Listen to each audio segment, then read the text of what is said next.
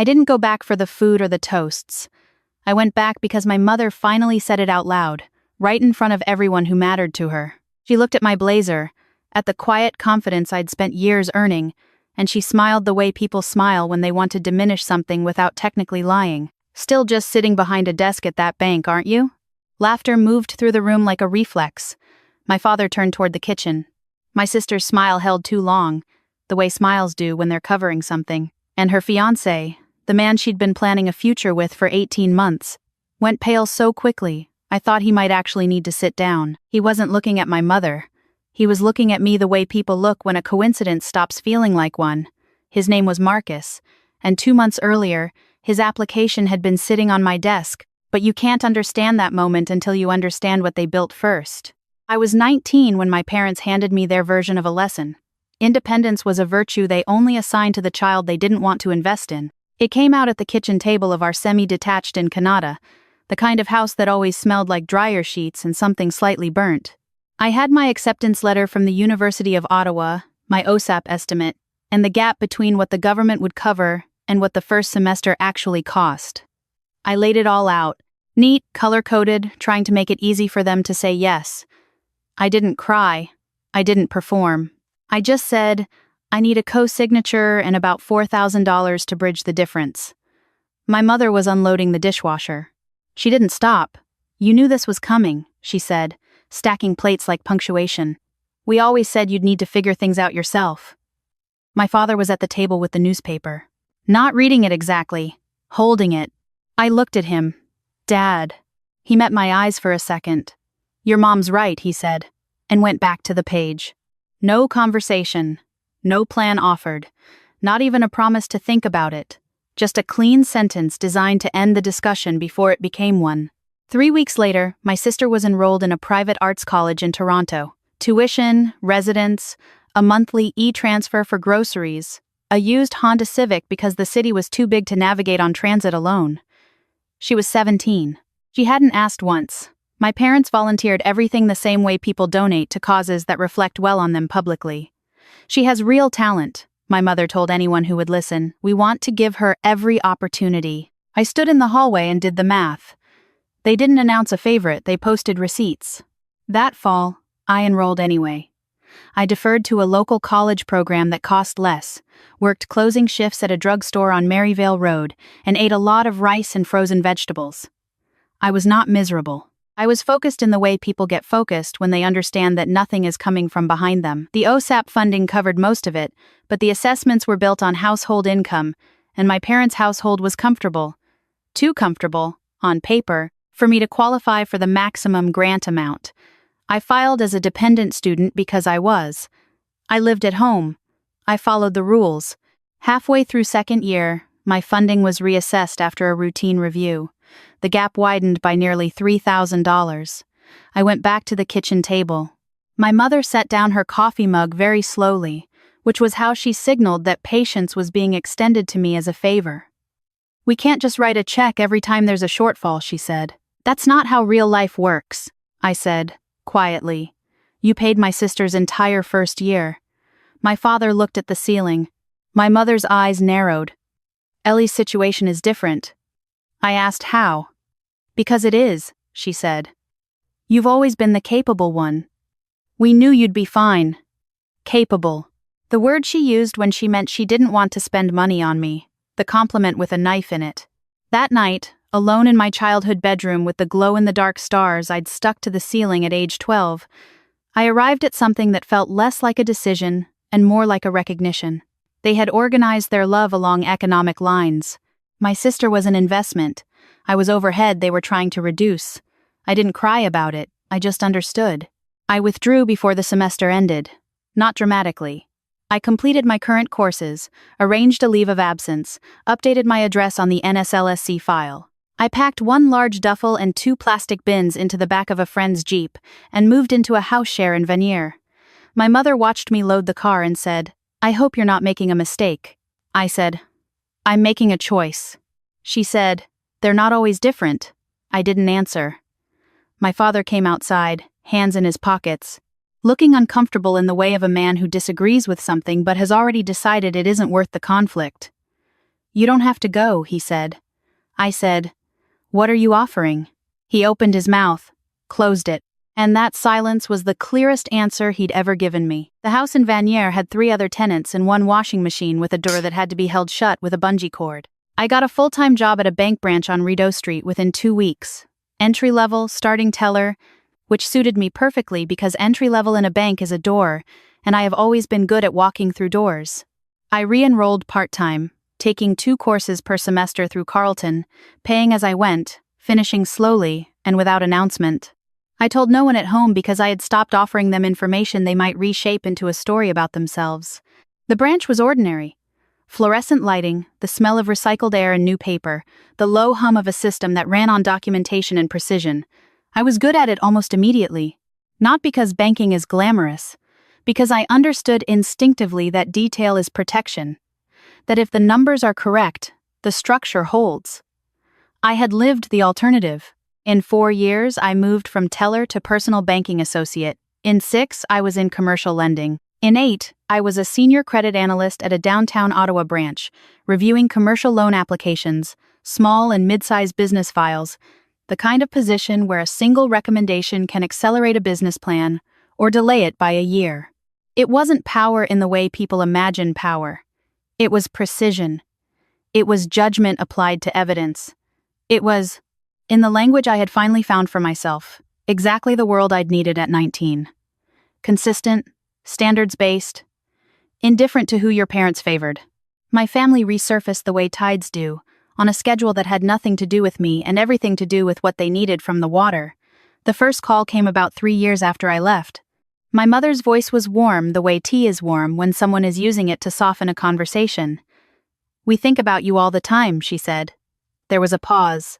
Then, almost as a footnote, my sister had taken on a 2nd year of her program and the costs had been higher than expected. "Anything you could contribute," my mother said, "would mean so much to the family." To the family. I said I was between things at the moment, which wasn't entirely true, but was the correct answer. My father took the phone. "Even just a few hundred would help," he said. "You always were the practical one. The compliment with a knife in it." Again.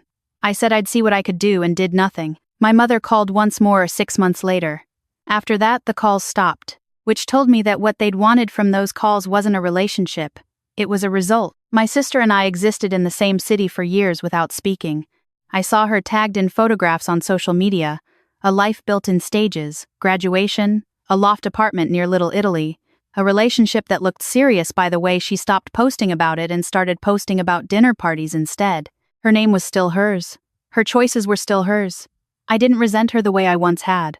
Resentment is expensive, and I had stopped paying for things I didn't order. Then, one Tuesday in March, a file landed on my desk. Commercial loan application, $420,000. Proposed restaurant and event space in the Glebe neighborhood. Business plan attached. 2 years of personal tax returns. A statement of assets. The applicant's name was Marcus Tran. I read through the financials the way I always read through financials. Start to finish, no assumptions, strong business concept, reasonable projections. One area requiring additional documentation, a gap between declared personal income and lifestyle expenses that needed a cleaner explanation before the file could move forward cleanly. I set it aside to follow up. 2 weeks later, I was on my sister's Instagram, not habitually. I was looking for something else, and the algorithm delivered her. A photo from what looked like a birthday dinner. And in the background, tagged in a comment, a name, Marcus Tran. I stared at the screen for a long time. Then I looked at my desk. Same Marcus Tran, same date of birth on the application, same address listed as personal. The man applying for a $420,000 commercial loan to open a restaurant in the Glebe was the man my sister was apparently planning a future with. I sat very still for what felt like a long time. Life will occasionally do this. Stage a coincidence so structurally specific that it stops feeling like accident and starts feeling like a question you're being asked. The question here was not what to do with the information. The question was whether I could be trusted to handle it correctly. I picked up the phone and called our ethics compliance officer. I disclosed the family connection. I was removed from the file the same afternoon. A colleague took over the review. I documented the disclosure, signed the recusal form, and continued with the rest of my workload. This is not a dramatic process in commercial banking. It is a routine one. Conflicts of interest are identified and managed. The system holds. I did not tell my sister. I was not required to. And professionally, I had already done the only thing that mattered. The engagement party was my mother's idea, which meant it was at my parents' house in Canada, in a living room that had been strategically rearranged to fit 25 people, and the implicit performance of a family that had always been this close. I received the invitation by email, 4 weeks out, with a note from my sister that read, "I know it's been a long time. I'd really like you to be there. I considered not going." I had built a life that did not require their approval or their audience. But something in my sister's message sounded less like a social obligation and more like a reach, so I said yes. I arrived in what I always wear to professional events after hours, a well-fitted blazer, clean lines, not a statement, accuracy. Reactions moved through the room the way they always do when someone appears who doesn't fit the version of them the host has been maintaining. I saw my mother near the fireplace, speaking to someone I didn't recognize, and watched the exact second she registered my presence. Her expression moved through something complicated before settling on a surface smile that reached its limit a few centimeters below her eyes. "You came," she said, as though this were a minor miracle. My sister was across the room. She looked well. A little nervous, the way people look at events their mother has organized.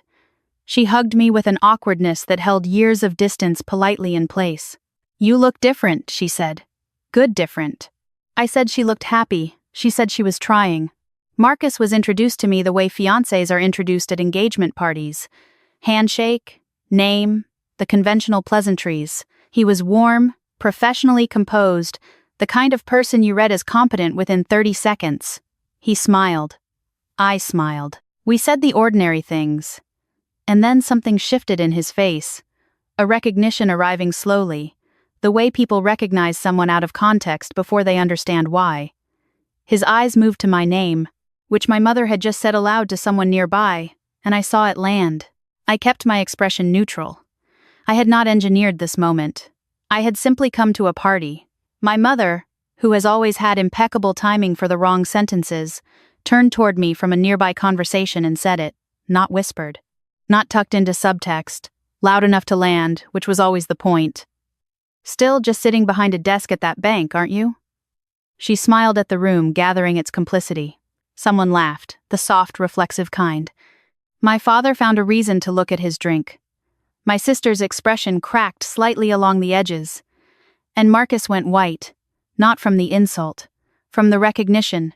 He knew that desk. He had sent paperwork to that desk. He had been waiting on a phone call from someone attached to that desk. The color left his face the way it leaves a room when someone turns out the lights. Sudden, total, disorienting, his glass listed in his hand. He looked at my mother, then at me, and I could see the exact moment the arithmetic finished itself behind his eyes. He said very quietly, "I'm sorry. Do you work in commercial lending?" My mother blinked. The room paused. My sister's head turned. I said, "I do." The rest of the party continued, in the way parties continue when something seismic happens in one corner and the other corners don't know yet. Music from a speaker, someone refilling glasses, conversations carrying on unaware. But in our corner, the geography had changed. Marcus excused himself from the adjacent conversation and crossed toward us. His jaw was set. He was clearly working through something in real time, the kind of internal calculation that happens when personal life and professional reality fuse without warning. He looked at my mother. "I owe you an apology," he said carefully. "I think I've been misreading the room." My mother looked mildly affronted. My sister touched his arm. "Marcus," he said, still facing my mother, "I think you may not know who you were speaking to just now." My mother drew herself up. "I know exactly who I was speaking to." "With respect," he said, voice low and even, "I don't think you do." My sister looked between us. "What is happening right now?" My mother's eyes sharpened. "I'd like to know the same thing." Marcus looked at me directly, the question already forming. I answered it before he could ask. "You're not on my file," I said. I disclosed the connection and recused formally. "Your application moved to a colleague." Some of the tension left his face. "Not all of it," he exhaled. "I had no idea you were related." "I know. When did you find out? When I saw a photo on social media after the file was already on my desk. He closed his eyes briefly.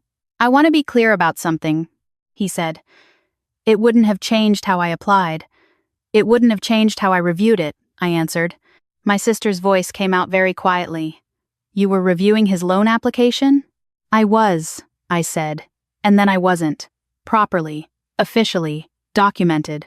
The room didn't know about this conversation.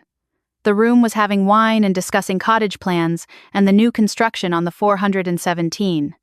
But this corner had become something else entirely. My mother, whose survival instinct has always been to reframe before anyone else can, swept her hand dismissively. This sounds like a great deal of fuss over paperwork. Marcus turned to her, and the composure in his voice had changed quality. Still controlled, but no longer warm. It's not fuss, he said. It's $420,000 and 5 years of planning. My sister sat down on the arm of the nearest chair. My father, who had materialized from somewhere during the last 2 minutes, said nothing but was clearly absorbing everything. I had not come to this party to do this. I want to be clear about that.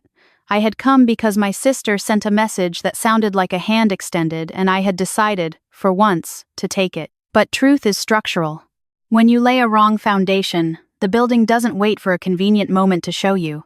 It shows you at parties, at kitchen tables, in the middle of things. I reached into my bag and set a plain envelope on the side table between us. Marcus looked at it. My sister looked at it. My mother stared at it like it might move. What is that? My mother said. My OSAP records, I said.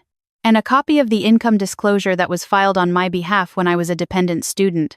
My father's head moved toward me slowly. When I was reassessed in second year, I said, and my funding gap widened, I thought it was a system error. I filed an inquiry 3 years ago, when I was in a position to actually understand the documentation involved. It wasn't a system error. I kept my voice level. The household income reported on my original application was understated, by enough to affect my grant calculation, by enough that I qualified for a lower grant than I was entitled to. I paused, which freed up roughly $6,000 in your household budget that year. The same year my sister's tuition and residence were charged to your credit line. Silence. Not the polite kind, the structural kind. The kind that happens when the load-bearing wall turns out to have been hollow the whole time. My father said very quietly, "That's not what happened." "Dad," I said, "I work in financial documentation. I have read this file for 3 years. I know what happened." My mother said, "You're saying we committed fraud." Her voice had gone thin and high, against our own daughter. "I'm saying that the numbers on the application didn't match the actual household income. I'm saying the consequence of that was a smaller grant for me and more available cash for another purpose. I'm not saying what was intended. I'm saying what the record shows." Marcus sat down. He looked at my sister. My sister looked at me. "Did you know?" she asked. Her voice was small. "Not at 19, I said. "At 19, I thought I just wasn't worth the investment." Ellie flinched. That one landed where it was meant to, which was directly in the place where truth lives when it's been kept waiting too long. My mother said, "You always were dramatic." Her tone had the brittleness of something being held together by habit alone. Marcus said, without turning toward her, "Please don't." She looked at him with the particular offense of a person unaccustomed to being managed in their own house. "You're in my home," she said. "And she's your daughter," he replied. The words were quiet and absolute. "The one you just publicly mocked in front of 20 people for having a desk job, the desk connected to my business loan, which she handled correctly and professionally by removing herself from, despite every reason not to." He looked at the envelope. "And apparently she's been sitting on this for 3 years. Why now?" my sister asked. Not accusatory, genuinely asking. I looked at her for a long moment. She deserved a real answer. "Because you invited me," I said. "Because you reached out and it felt like something different from the usual. And because I was tired of the version of me that existed in this house. The one who quit. The one who disappeared. The one your mother introduces to rooms as still just sitting behind a desk." I paused. "That version was built on something false. I wanted you to have the real one, at least once." My sister's eyes were full. She wasn't trying to hide it. My father sat down on the couch, heavily, with the posture of a man setting down a weight he didn't realize he'd been carrying. The form, he said. His voice was almost inaudible. I didn't understand what it was asking. My mother rounded on him immediately. Don't. Margaret, he said, using her name the way you use a name when you mean stop performing. We need to stop. She looked at him, then at me, then at the envelope on the table. And something in her face shifted, not into remorse exactly, but into the particular expression of someone who has just run out of alternate narratives and is standing in the one that was always there. We did what we thought was right for our family, she said, finally. I was your family, I said. The 3 words landed and stayed. No one spoke for what felt like a very long time. Marcus reached over and quietly moved the envelope in front of my father. There are a couple of options here, he said, voice back to its professional register, calm in the way of someone who has spent years presenting difficult information to people who don't want to hear it. One involves restitution, voluntary, quiet, between family. He paused. The other involves what happens when this kind of discrepancy surfaces during a formal audit, which is increasingly likely given digitization of provincial records. He wasn't threatening, he was informing. There is a difference, and Marcus understood it precisely. I'd recommend option 1. My father nodded slowly. My mother said nothing, which was its own kind of answer. My sister stood and crossed the room and stood in front of me. She was crying, not the performative kind, the kind that comes from somewhere deeper than a party, from a place that had been sealed off for years and had just found an opening. I thought you abandoned us, she said. I thought so too for a while, I said. They told me you just stopped trying. I know. I believed them. I know. She let out a long, shaking breath. I kept thinking, how does someone just walk away from their whole family? You don't, I said. You walk away from the version of yourself they need you to be. The family is still there. You're just not playing the part anymore. She looked at me with something I hadn't seen from her in years. Not competition. Not that careful sideways awareness of being compared. Just her. Just 2 people standing in a room where the furniture had finally been moved to where it actually belonged. I'm sorry, she said, for benefiting from something I didn't know about. And for not knowing about it. Those aren't the same thing, I said. No, she said quietly. They're not. Behind us, through the kitchen doorway, I could see guests carefully not watching us. Conversations too measured. Postures too still, the awareness of the room adjusting itself around something it didn't fully understand. Marcus touched my sister's shoulder and she leaned briefly into him, gathering herself. He looked at me. Thank you, he said, for handling the file the way you did. It was the only way to handle it. A lot of people wouldn't have, I said. I work in a world where the numbers either hold or they don't. You can't make them hold by wanting them to. He nodded slowly. I'll be in touch with the bank about the application. That's between you and your officer, I said. The file is clean, the review will be fair. I know, he said. And he meant it. My father found me by the front door an hour later, coat in hand, ready to leave before the questions from the outer circle of guests reached me. He looked like a man who had aged quietly while no one was paying attention, which I suspected was true. He said my name once, like a sentence. I waited. I was afraid of her, he said. Of disappointing her. It was easier to let her make the decisions. I know, I said. And you let me carry the cost of that. He nodded, eyes down. I know. I'm not asking you to fix it. You can't fix 9 years with an apology. He looked up quickly, something hopeful and frightened in the look. But I'm also not interested in carrying this forever, I said. That's not the same thing as forgiveness. It's just economy. I can't afford the weight of it anymore, he said. What does that mean for us? I said, I don't know yet, but it means something, which is more than it meant this morning. He put his hand on my arm, briefly, the way fathers do when words are insufficient and they know it. Then he stepped back. I zipped my coat. Outside, the April air was cold and flat, the way Ottawa April always is, still deciding whether to commit to spring. My sister caught up to me on the driveway. She had her jacket pulled around her arms, hair slightly undone. She looked like someone who had just survived something and wasn't sure what to do with the surviving.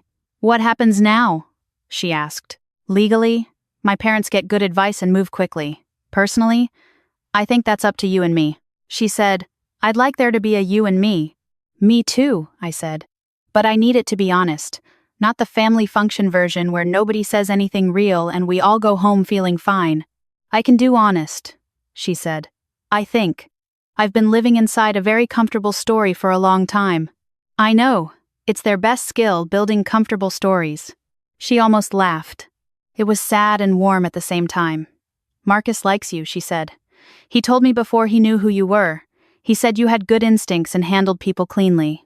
That's a generous reading of a first impression. He's a generous person, she said.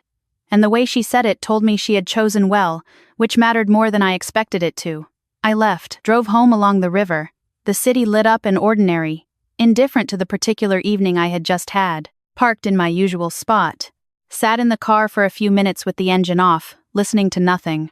Revenge, I had learned, is a word people use when they want to describe something cleaner and quieter, which is truth arriving at the correct time. I hadn't gone to that party to destroy anything. I had gone to stop disappearing inside the story they had built in my absence, to take up the space I had earned without asking their permission to occupy it.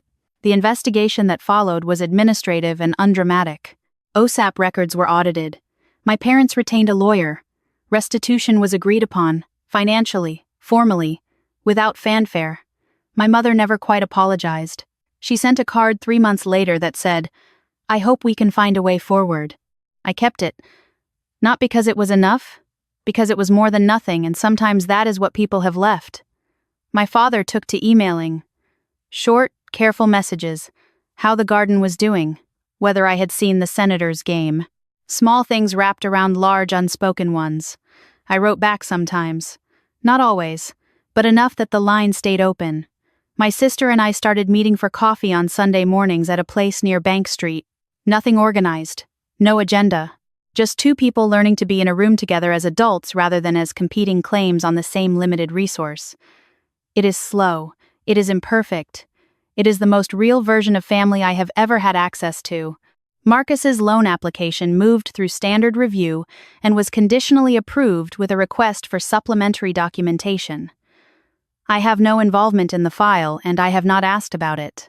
That is how it should work. People ask me sometimes, at the kind of casual moments when people ask things they've been wondering quietly, whether I regret how long I stayed away, whether confronting them was worth the wreckage of an engagement party, whether any of it actually changed anything. I tell them the truth, which is that I didn't go back to cause wreckage.